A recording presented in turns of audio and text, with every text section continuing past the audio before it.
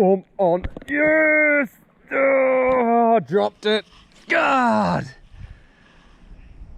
I don't think you saw any of that, but that was insane. I was going to snap myself off. He was around that. He was around that mangrove root.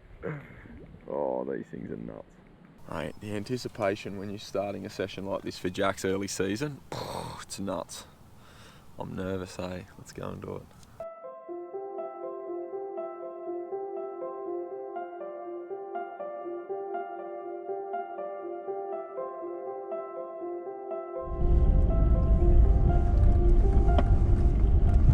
When towing a heavy trailer, one thing you need to consider is how much weight you're putting on the tow bar. Well, it's game on again. I'm down here early this morning. I set my alarm nice and early because I wanted to get out right on first light. Just waiting for a coffee from Wild Bean. Laura was like, what's going on? It's like middle of the night stuff. But that's what you got to do if you're going out before work. So, chasing jacks this morning. Gonna chase a jack, an early morning surface big flatty for about 10 minutes, I reckon. That's the plan. And get up into some tight country, skip a few plastics under some overhanging structure, and hopefully pull out a nice natural structured jack. And if I don't get the bite that I'm after, I'm going to race back down and try and find a canal or something and maybe pull a big one off a pontoon. But that's the plan. We'll get out on the water, I'll show you the conditions, and we'll get straight into it. I've got heaps of stuff in the boat to try, but yeah, whether I get through it or not, that's another question. I've got about 3 hours, I reckon. All right, we'll get on the water. Just go and get my coffee.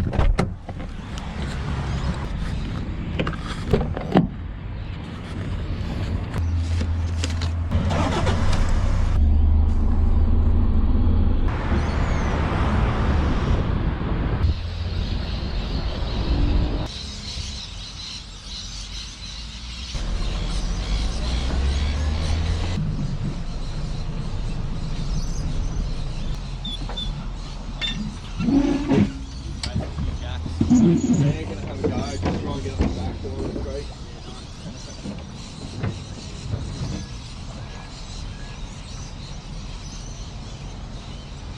Does it look not bad offshore this morning, or? Pretty good. Yeah.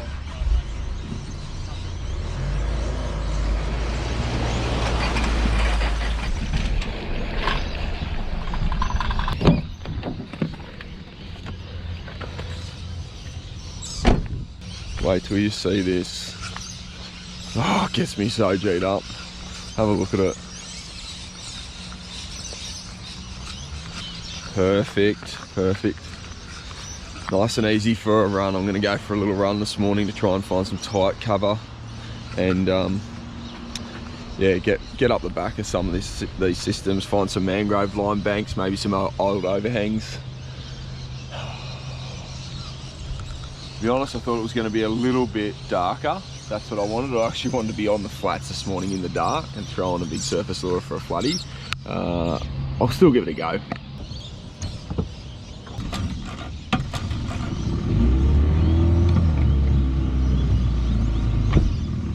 This is the image that I go to bed dreaming about. Just hoping that I'm going to get down here in time for just before sunrise, with a coffee and with a plan for jacks. Well, there's full bust ups already. Look at that, the Trevs are already onto it. Alright, so plan this morning. I've still got all my gear on from my Narang River trip like earlier this week, so I'm gonna have to change a little bit of stuff out. I want to throw a crossfire for like 10 minutes just to see if I can get anything. We've got a rising tide. But this is the gear that I've got on at the moment, so you can see there's a MMD sticks flashball on there. Got the fizzer up there.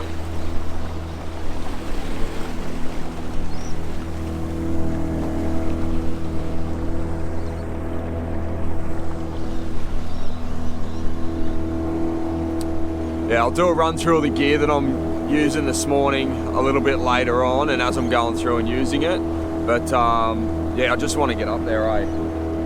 So we'll get on to it.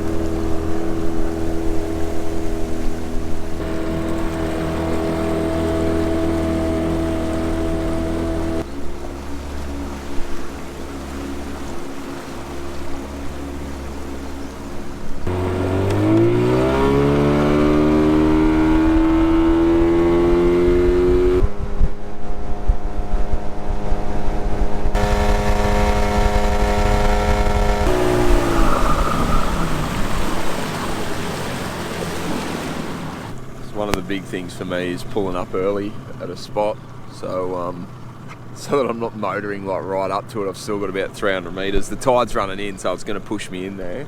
But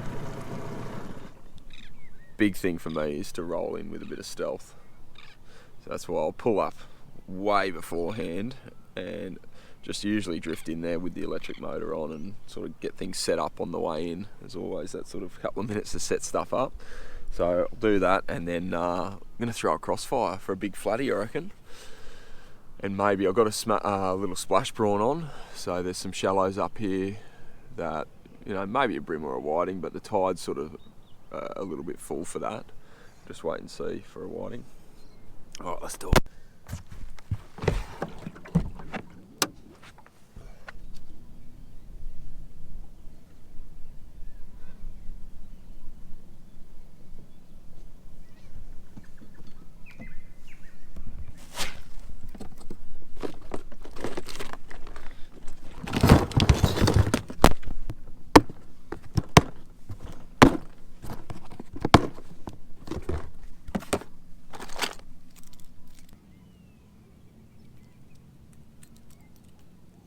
But I can't go past these flats without having a go at a big one. Big flatty. So I'm just running, it's like 9 pound mono I'm running on this with, I think it's 10 pound braid.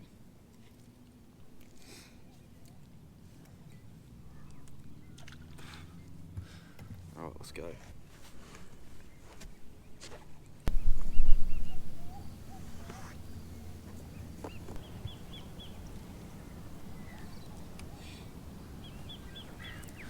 Right, this thing excites me like nothing else for big flathead.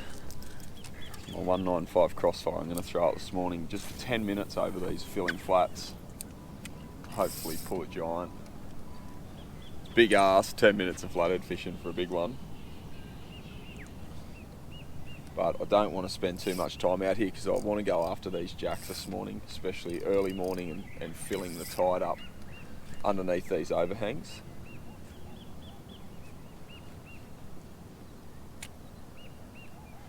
My main concern's not getting bitten off with this really light leader. It's just if the big flatty rolls like a croc, like death rolls, and then pulls the leader onto its body and then starts to like braid it up from there and just get it caught around itself like a tail wrap or something. It's going to snap me off doing that. So as long as it's a clean fight, if I hook one, I reckon I'll be alright. Because they can't consume the whole thing. Usually they don't catch it properly and fully devour the whole thing. It's rare that you'll get them to take it head first. Most of the time the big crossfire is just on the outside of its face. So I reckon I'll be safe with this light leader.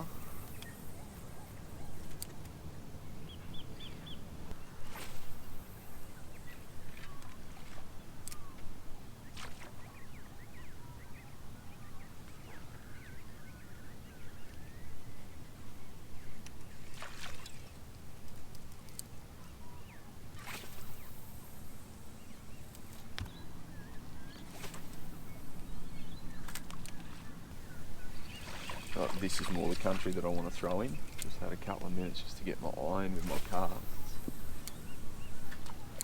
But it's this stuff on the edges of these water disturbances that I'm after. This is the stuff that gets me really excited for these bigger fish.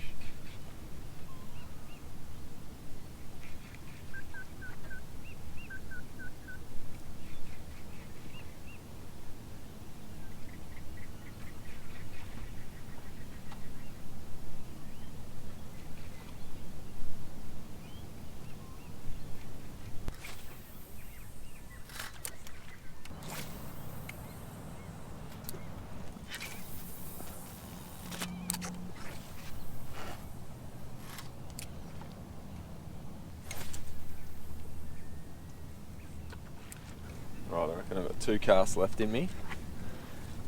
I can kind of hear some of you guys saying, Johnny, the jacks! Get after the jacks! But, to be honest, if you haven't chased these giant flathead in the shallows like this with big surface lures, you're missing out on something. It is insane. When it all comes together and you pull one of these big fish out of like no water at all, like that deep. Oh, the way that they smash these lures, it's insane. So it's super hard for me to go past these flats now without at least just giving it 5-10 minutes. So I don't know if you can see that, but I'm fishing in less than a foot of water. And the setup I'm using for these big crossfires, this is a Dobbin's Fury series. Not sure if you can see that. It's a 703 SF, just a spinning outfit, and it's long enough to give you those long casts, and the blank is sort of rigid enough so that you can get it out there, but it's not super heavy. And I reckon that the balance between that, the softness of the rod tip, allows you to get just the right action with this crossfire. So I've fished with big swim baiting rods with this thing before, and I haven't really been happy with how it's gone with just getting the action, because the rods are so long. It's harder to get that action down pat with such a long rod.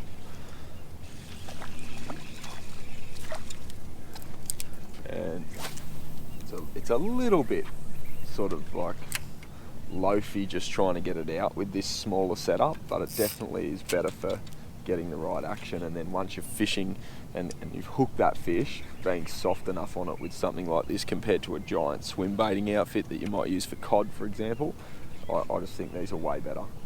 You keep your fish a lot better.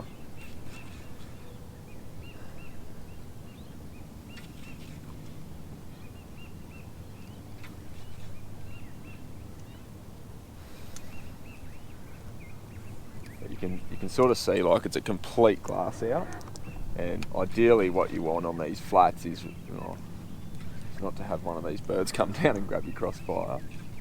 It's fully looking at it, this seagull sussing it out. Ideally what you want is like water just screaming across stuff and water disturbance and stuff like that. So I haven't really got that now. So I reckon what I'll do is pack this down, and we'll change tact and we'll get after a big mangrove jack.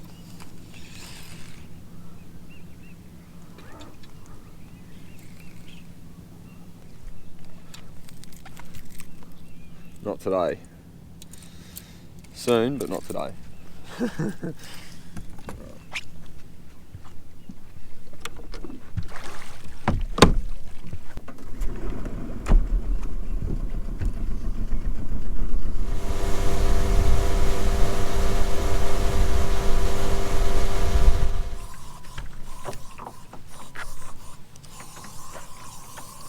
We are going deep into midgy crazy town, especially this time of day, so I'm loaded up.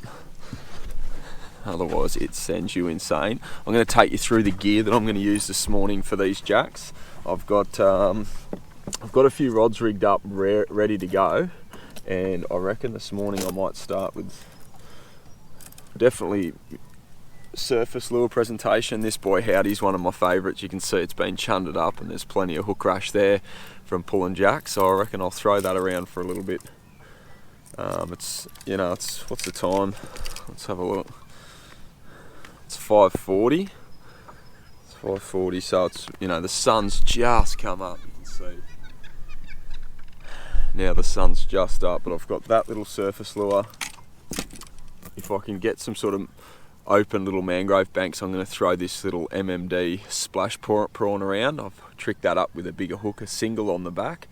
I've been fishing with these things, I've caught plenty of jacks on them now, and the little trebles, they're definitely strong enough. I haven't bent one out, haven't managed to bend one out, but I'm just sort of trialling this just to see how I go keeping the fish on. Once I hook those jacks, what else have I got in? So there's a couple of shallow rock bars around, and I love fishing with these shallow diving pointers across the tops of rock bars. So I'm going to fish with something like that. I might go a darker one if it's still dirty water up here. And what else? I'm going to do some skip casting, 100%. That's the thing that excites me about getting into this skinnier water, and you know, not fishing these deep rock bars and rock walls and retaining banks and stuff like that, but chasing mangrove jack, fishing a weedlessly rigged soft plastic paddle tail, something like that. So I'm definitely going to be doing a bit of skip casting as well, just to fire in deep into the structure. So some bait casting setups there, and maybe one spinning outfit for that MMD splash prawn. Oh, the other thing that I've got on, this little snake locks, weedless snake lock setup with a Z-Man. I think that's like a red shad. But these things fire, eh? So we're definitely going to fish with those. Just want to take you through the conditions again this morning. I've got about 2 hours up here, I reckon. But let's just have a look at what we got. So I'm using willy weather. I like that because it gives you a real-time look at the wind. You can see there that it was predicted a lot more wind, but the live wind reading is basically nothing. It's a complete glass out. And then this is the thing that I'm really looking at. So I've got the turn of the tide right now. You can see that there, and the start of the run out. So what that means really for me is, I think I'm further up the back of the system to where this reads, but I'm going to get the last of the run in, and hopefully it's going to have enough room so I can skip my lures and get them underneath that tight cover, those overhanging trees. There might be just enough left in this little tide that I've still got a gap in between the cover and the surface of the water for skip casting and throwing little surface lures around. So running out of time, let's go and do it. Then we'll start to fish that run out tide as well, which over a rock bar, run out tide over a rock bar with maybe a diving lure, that could be the way to go. Look at this though, look at that. Let's go.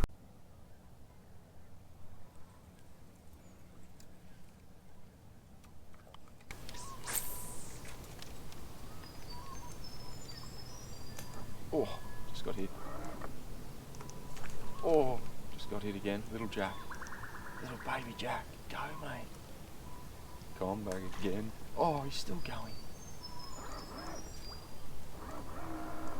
Oh, you hearing that? He just can't resist it. Go, he's still going. Smack it. Come on, little buddy.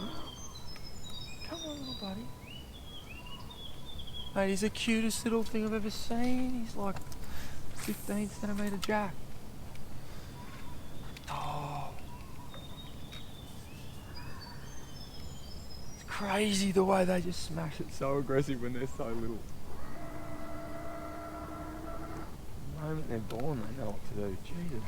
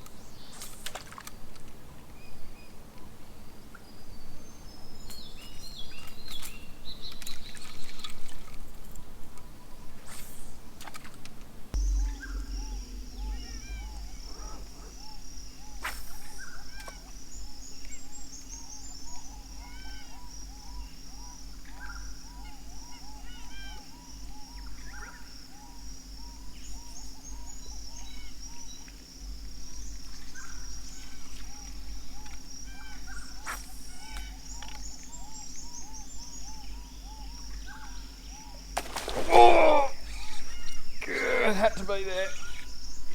Yes, a good one too. Come up here, buddy. Oh, I dropped it. Oh, Jesus. Man.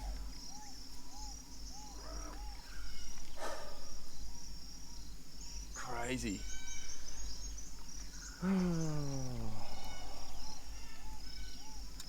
I love this thing, eh? And it's so much fun to fish with.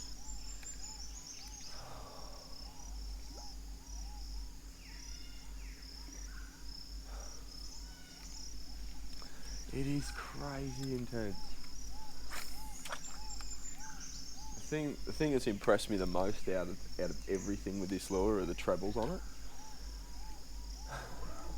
Just the way, like, I'm putting so much hurt on these fish to get them out, and it's such a small lure. Look at the size of that.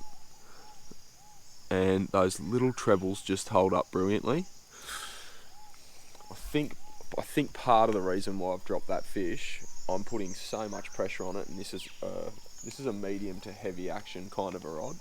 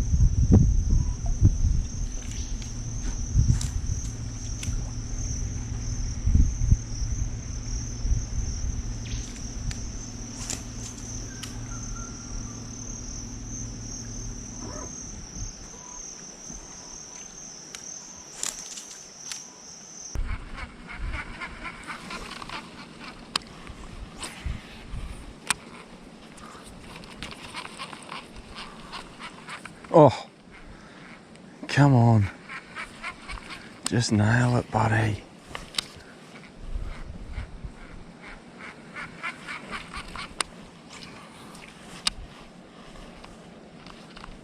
Oh, he's right there. Yeah, he's got... Go and grab it.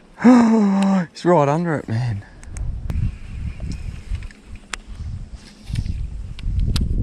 Oh! Yeah! Oh, good fish too. Come on, come on, come on, come on, come on, come on. Grab it, man. Ah, double hit. Come on. Oh, he's hit it again. Oh. No, come on, just hook up, man. Hook up. Yeah. Oh, Jesus, there must be a school of them sitting in there. I'm going to cheat. The hook's out already. Come on. Oh, Jesus.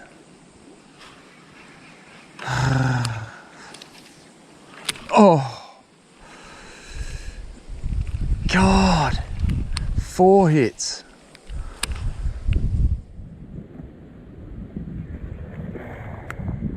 Come on. This is deadly. Jesus, come on. Just can't hook up yet. Yes! Oh! Oh, jeez. Oh, that's crazy. Big boil up. Big jack. Boom. Right off that edge there. God. Oh, man.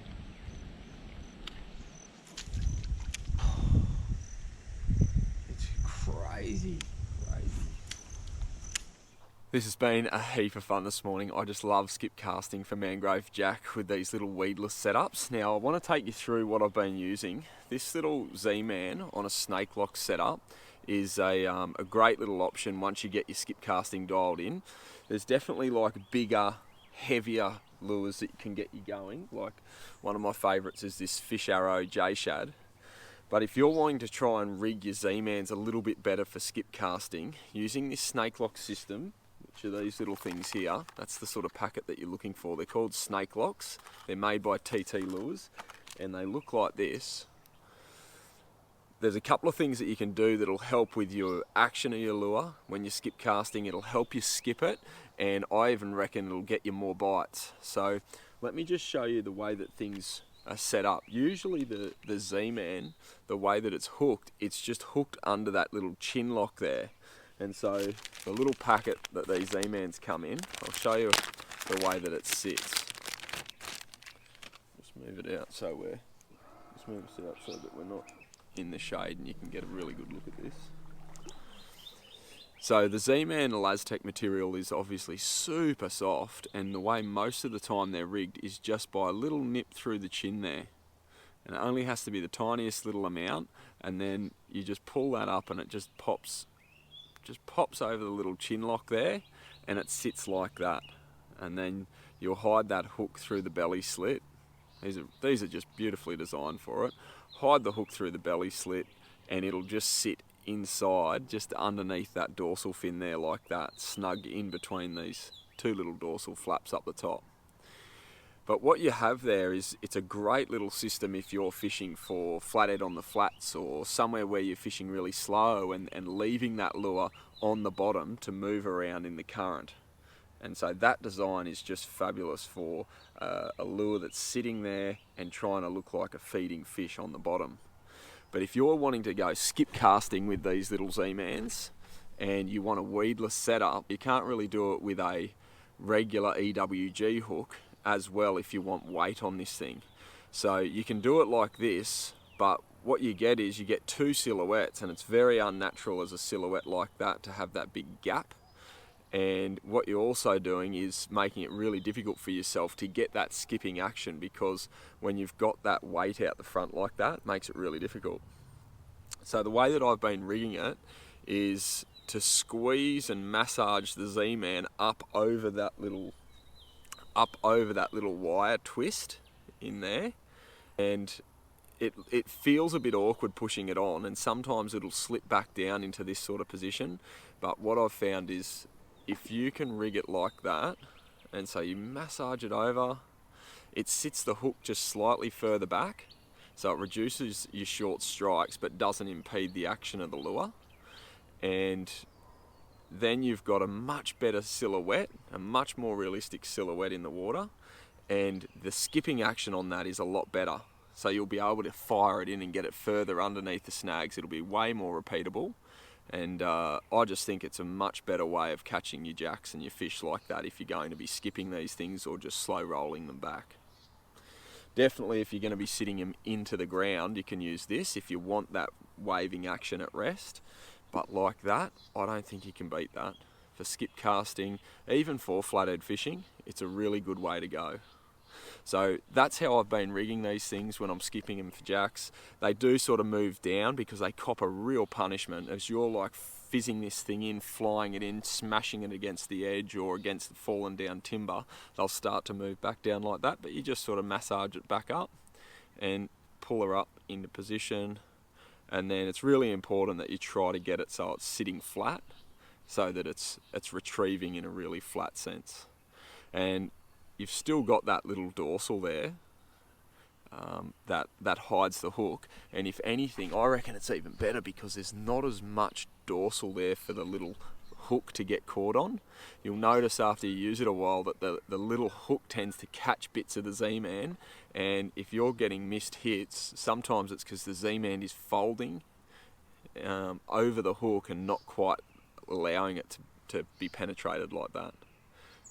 It's generally you're going to hook up, like they're so soft that you'll get the hook up right, but that's just a couple of the little tiny details that really help get your numbers going and help with your hookup rate. So hopefully you're learning a little bit from watching this stuff. The skip casting is just such an exciting way to fish. If you haven't got into it, make sure you check out some of my earlier videos. I've got like skip casting 101 videos and tips on how to do it, and heaps of action videos on skip casting for jacks and bass. It's like nothing else, and it takes a lot of practice, but I've got a heap of tips on how to do it in my earlier videos. Let's keep going.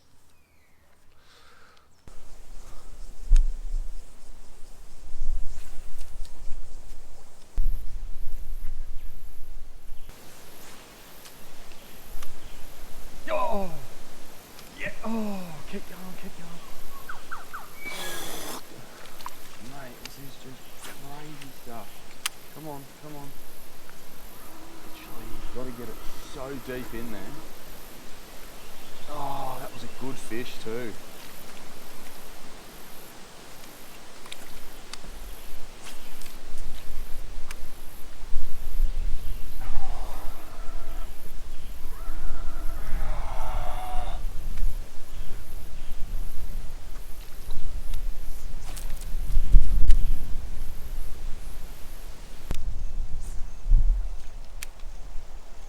Oh, got hit. Oh, he's still there. Come on, come on, come on, come on.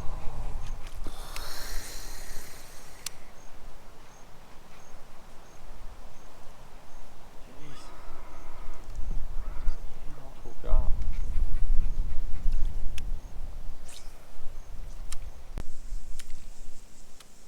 Oh, yeah. All right, well, the morning's starting to get away from me a little bit and the tide's completely slowed. It's been awesome, eh? Fishing with these Z-Man setups and these weedless skipping plastics is just so much fun.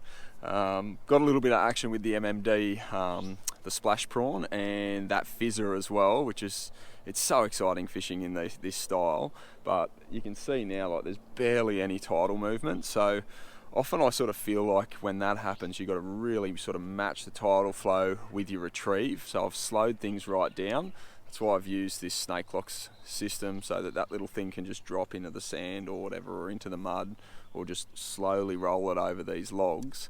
You might even go to like a suspending lure, but it's just got to the point where I'm like, nah, stuff it. I'm going to go back down, spend 15 minutes in a canal maybe, see if we can pull a jack off a pontoon. And I reckon that's like a really good option. When things slow right down, you can still get that reaction bite around the pontoons. Whereas up in this natural stuff, I really like it when there's a bit of flow or just a little bit more of a gap between what you can see there, the overhanging mangrove trees, and underneath. That's when I can sort of skip in and get more action doing that. So we'll head back down the river and hopefully try and pull a jack out of a pontoon.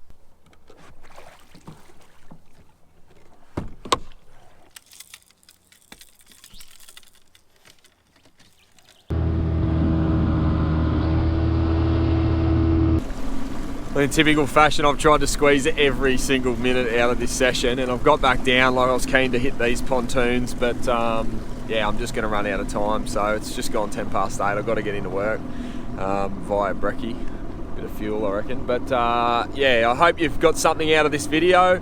Thanks a lot for your engagement that you've been posting and commenting the last couple of weeks. You guys that have been commenting and liking my videos, I really appreciate your engagement, and it drives me to make more of these videos. So there'll be plenty more coming in the next few weeks.